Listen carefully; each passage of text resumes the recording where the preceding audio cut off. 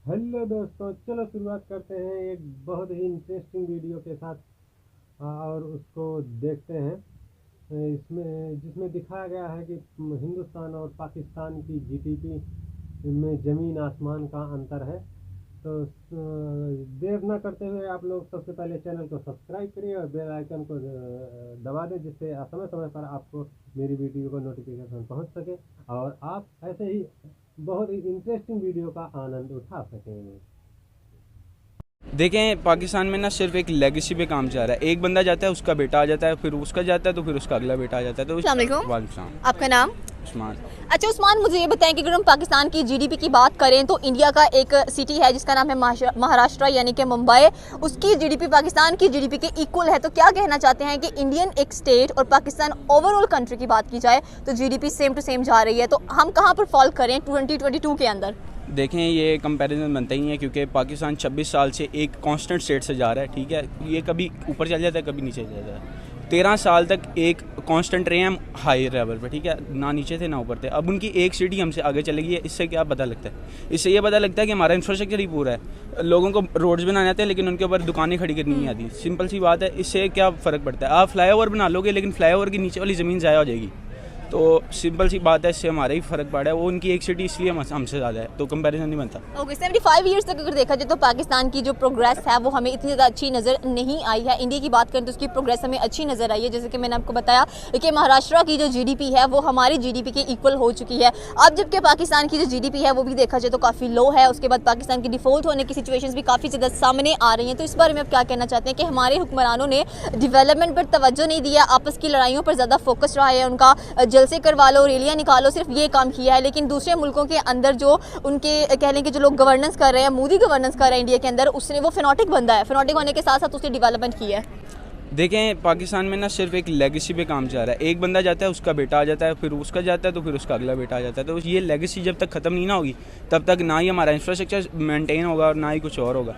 इसमें पाकिस्तान में ऑलरेडी जो जितने भी पॉलिटिशियन हैं, अब देख लें उनके बेटे आ रहे हैं। जिनके बेटे नहीं आ रहे उनको कम अज़ कम बाहर उन्होंने ज़मीनें बना के दे दी हैं। अभी वो फुल सेटल्ड बैठे हैं। पाकिस्तान की सादा जो पुअर अवाम है उनको कुछ भी कोई पूछ ही नहीं रहा।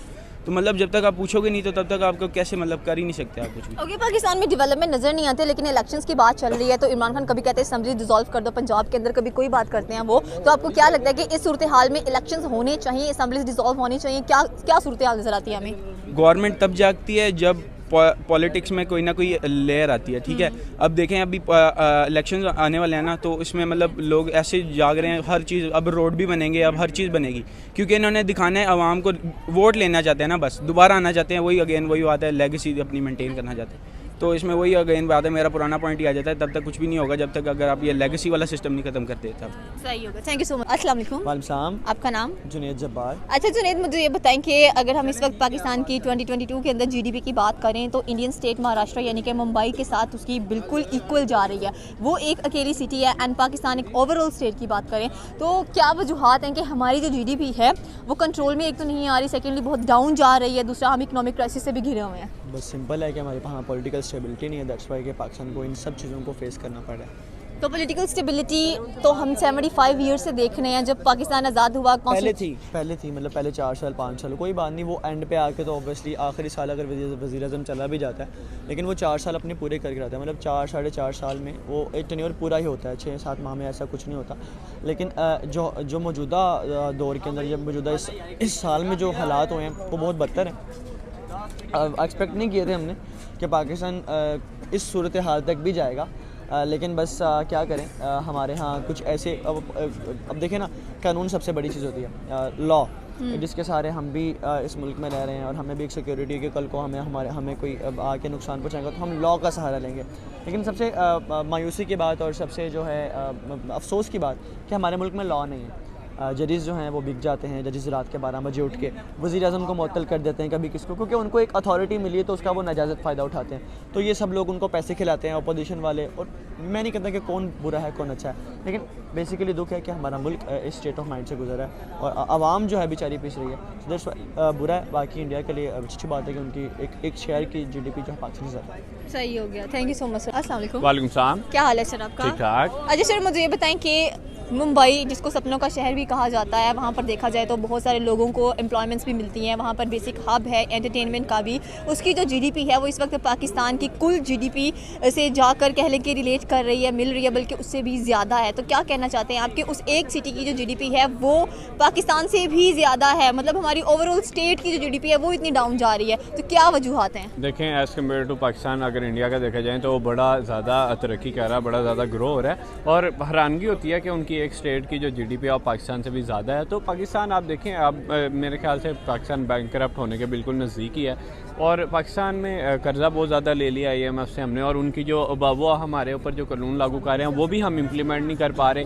तो मेरे ख्याल से फिर पाकिस्तान के बुरे ही हाल हैं, और इंडिया तो दिन ब दिन तरक्की करी जा रही है। तरक्की की जो वजह है वो सबको पता है कि पॉलिटिकल स्टेबिलिटी है, बहुत ज़्यादा ट्रस्ट एंड सिक्योरिटी वो प्रोवाइड करते हैं। पाकिस्तान के डाउन होने की वजूहत हमारे सामने ही हैं। पाकिस्तान की देखें आप, हमारी पॉलिटिकल स्टेबिलिटी नहीं है, ठीक है, कोई आता है 2 महीने के लिए, 3 महीने के लिए, 4 माह के लिए, कोई और वज़ीर आज़म आ जाता है। तो पाकिस्तान सबसे पहले अपनी पॉलिटिकल स्टेबिलिटी को इख्तियार करे। जैसे आप नरेंद्र मोदी का देखें, सेकंड टेन्योर जा रहा है, बड़ी अच्छे तरीके से वो IT हब बना दिया उसने इंडिया का, कश्मीर को उसने IT हब बना दिया, जम्मू कश्मीर को जहाँ पे कोई जाना पसंद नहीं करता था उनके लोगों को फैसिलिटीज़ प्रोवाइड कर रहा है, ऊपर से वहाँ पे सिनेमाज वगैरह बना दिए हैं। तो मेरे ख्याल से पाकिस्तान को भी इस तरह करना चाहिए। अस्सलाम वालेकुम। वालेकुम सलाम। आपका नाम? अहमद। अच्छा अहमद, मुझे ये बताएं कि अगर हम पाकिस्तान की जीडीपी की बात करें तो वो एक इंडियन स्टेट के इक्वल है, यानी कि महाराष्ट्र जिसे मुंबई कहते हैं उसकी जीडीपी हमारी जीडीपी के साथ जाके मिल चुकी है। क्या कहना चाहते हैं आप कि हमारे पूरे मुल्क की और उस एक सिटी की एक एस्टॉनिशिंग बात है, और हमारे लिए काफ़ी अशीम बात भी है कि हम अपनी जो चीज़ें हैं वो मेंटेन नहीं कर पा रहे। देखिए, पहली बात है कि जो सिटी जिसका आप नाम ले रही हैं